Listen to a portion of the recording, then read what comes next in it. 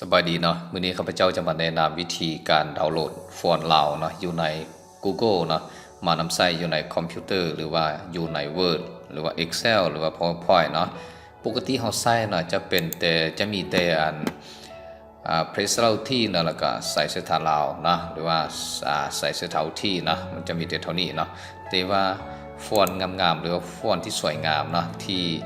เห็นเขาเจ้าใส่แต่ว่าเขาบ่ฮู้ว่าเขาเจ้าเอามาแต่ใส่นะอันนี้ข้าพเจ้าจะมาแนะนำวิธีในการไปดาวน์โหลดนะดาวน์โหลดอยู่Google หรือว่าอยู่นำเว็บไซต์ของคนลาวนะที่มีอยู่ใน Google เนาะให้ไปพิมพ์หรือว่าไปดาวน์โหลดมาจาก Google เนาะจะมีหลายฟอนต์นะแต่ว่าปกติเขาก็ใส่แต่ Press เราที่นะแล้วก็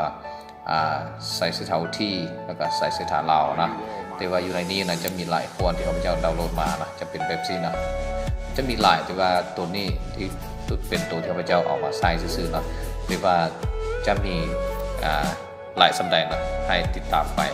นำข้าพเจ้านะจะสอนจะไปบอกวิธีในการดาวน์โหลดมาและวิธีติดตั้งมาใส่อยู่ในคอมพิวเตอร์ของเรานะ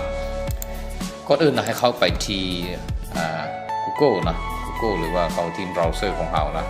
อยู่ในคอมพิวเตอร์ของเรานะอยู่นี่ Google Chrome นะไปที่นี่นะ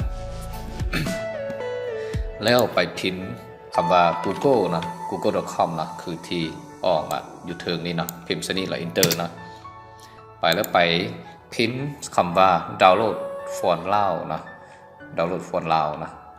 ดาวน์โหลดนะแล้ว Enter นะพิมพ์คำนี้ใส่นะใส่แท็บนี้นะแท็บคูณหานี่แล้ว Enter นะแล้วอยู่ในนี่มันจะออกหลายลิงก์เนาะแต่ว่าลิงก์จะเป็นตัวนี้นะลิงก์ของมันแท้ๆนะจะเป็นตัวนี้ให้เข้าไปตัวนี้นะเข้าไปที่ฟอนต์ลาวนะหรือว่าลาวฟอนต์นะลาวฟอนต์เข้าไปที่นี้นะ แล้วจะออกมาเป็นหน้าต่างของเว็บไซต์นะเว็บไซต์ที่มีชื่อว่าลาวฟอนต์ทรีพอร์ตนะจะเป็นเว็บไซต์ของคนลาวนะที่เขาเจ้าสร้างขึ้นมาเพื่อเก็บข้อมูลใส่นี่นะสำหรับตัวนี้นะจะมีหลายแต่ว่าสำหรับตัวที่โบเห็นมีปุ่มที่ดาวน์โหลดนะแมนโบสามารถดาวน์โหลดได้นะก็คือตัวนี้นะก็คือผักส่วนนี้นะฟอนต์ตัวนี้นะกับโบสามารถดาวน์โหลดได้นะเขาจะโบให้อนุญาตดาวน์โหลดนะแต่ว่าเลื่อนลงมานะถ้าเห็นว่ามีนะมีปุ่มสีเขียวนะที่เป็นลูกศรว่าดาวน์โหลดนี้นะสามารถดาวน์โหลดได้มาใส่นะแต่ว่าถ้าโบมีขึ้นนี่นะโบสามารถดาวน์โหลดได้นะแต่ถ้าหากท่านต้องการดาวน์โหลดบางเทื่อเขาจะให้ซื้อวอลหรือเป็นอะไรข้าพเจ้ากับโบในใจนะสำหรับตัวนี้นะเป็นโบสามารถดาวน์โหลดนะแต่ว่าเลื่อนลงนะตัวนี้นะที่เป็นเว็บซีแมนสามารถดาวน์โหลดได้นะถ้าเขาเบิงเขาต้องการเขาก็คลิกไปที่ดาวน์โหลดนะไปที่ดาวน์โหลดนี้นะแล้วจะขึ้นมาที่นี่นะว่าดาวน์โหลดสำเร็จนะไฟล์จะเป็นไฟล์ขนาดน้อยๆนะโบหลายจะดาวน์โหลดไหวนะไฟล์นี้กับฟอนต์นี้กับโบสามารถดาวน์โหลดได้จะเป็นฟอนต์สีสะเกตนะเขาจะเขียนอยู่ในนี้นะแล้วเลื่อนลงมานะพวกที่นี่นี่เป็นเขาเจ้าอนุญาตให้เราดาวน์โหลดนะฟอนต์นี้ถือว่าเป็นฟอนต์ที่งามนะฟอนต์ที่มีชื่อเนาะฟอนต์เรา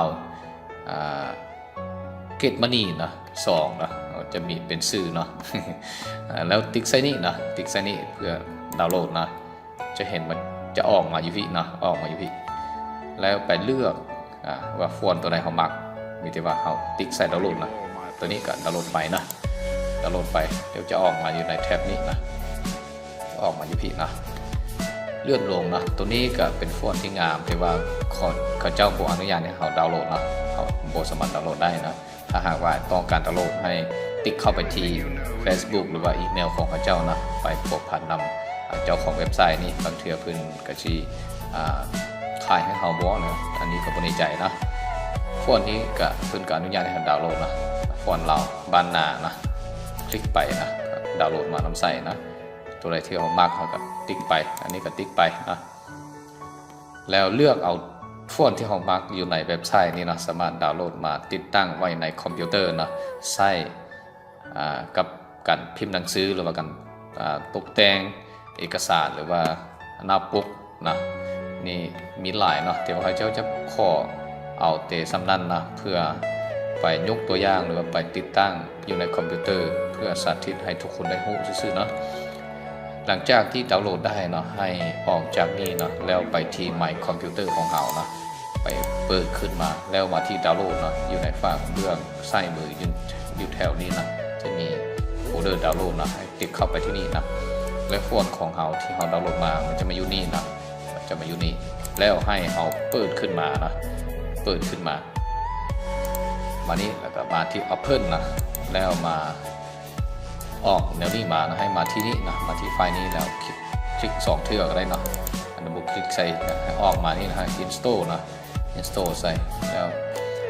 สำหรับไฟล์นี้นะออกในนี้มาก็เพราะว่าก็เนื่องจากว่าข้าพเจ้าได้ติดตั้งไว้ในคอมพิวเตอร์เครื่องนี้แล้วนะมันจึงออกนี่มานะแต่ว่าถ้าหากว่าข้าพเจ้าอยากต้องการติดตั้งนะเพื่อเปลี่ยนบนเลยนะติดตั้งไปกับไปที่ yes นะนี่นะวันนี้ก็ติดตั้งแล้วนะไปเปิดโฟนใหม่นะโฟนนี้นะต้องไปข้าพเจ้าได้ติดตั้งไว้นะบอกนะโฟนนี้ยังไม่ได้ติดตั้งไว้ในคอมนี้นะไปโฟนใหม่นะให้ไปเปิดโฟลเดอร์ขึ้นมานะไปที่นี่นะแล้วมานี่นะโฟนนี้ก็ถือว่ายังมีแล้วนะแต่ข้าพเจ้าสิมโบติดตั้งนะแต่ว่าวิธีติดตั้งกับไปแบบนี้นะให้เข้าไปที่ไฟล์ใหม่นะคือไฟล์นี้นะเกตมาที่2คือสิมีละข้าพเจ้านะเนาะนี่คือสิได้ติดตั้งไว้ละข้าพเจ้าสิโปรดติดตั้งนะเรานะใบนี้นะโฟนนี้คือสิบุมีนะยังบุทันได้ติดตั้งไว้นะตามที่ข้าพเจ้าจืดนะวิธีติดตั้งกันง่ายๆแบบซีนะและให้ท่านลองไปดาวน์โหลดนะตามที่แต่ละขั้นตอนที่ข้าพเจ้าได้แนะนำมานะไปดาวน์โหลดมานำใส่นะมาเพื่อมาแต่งเอกสารนะลองมาปรับบึ้งตัวที่เราดาวน์โหลดขึ้นมาใหม่นะตัวนี้มันจะหลังจากที่เราลงมานะให้เราเลือกมาใส่หมวดที่ว่ามีตัวเล่านะให้มีตัวเล่าแบบนี้นะเล่านะเรายูนิโคดเราบ้านนานะจะเป็นฟอนต์แบบนี้นะเมื่อกี้ก็ได้ติดตั้งตัวนี้นะเราบ้านนาตัวนี้มีหลายนะหลายคือที่ได้ดาวน์โหลดมานะก็มีฟอนต์ตัวใดที่ต้องการก็ให้ดาวน์โหลดมาแล้วนะดาวน์โหลดมาแล้วติดตั้งมาเปิดเอาเพิ่มพอยก็ได้นะมาทีเวิร์ดก็ได้นะขึ้นมาแล้วเราจึงมาปั๊บเราจึงมาตกแต่งหรือมาแต่งตัวหนังสือให้ใหญ่หรือว่าให้งามตามที่เราต้องการนะเขาเข้าใจเนาะที่ได้รับชมวิดีโอข้าพเจ้ามาจูนฮอดขั้นตอนสุดท้ายนี้นะเขาเข้าใจ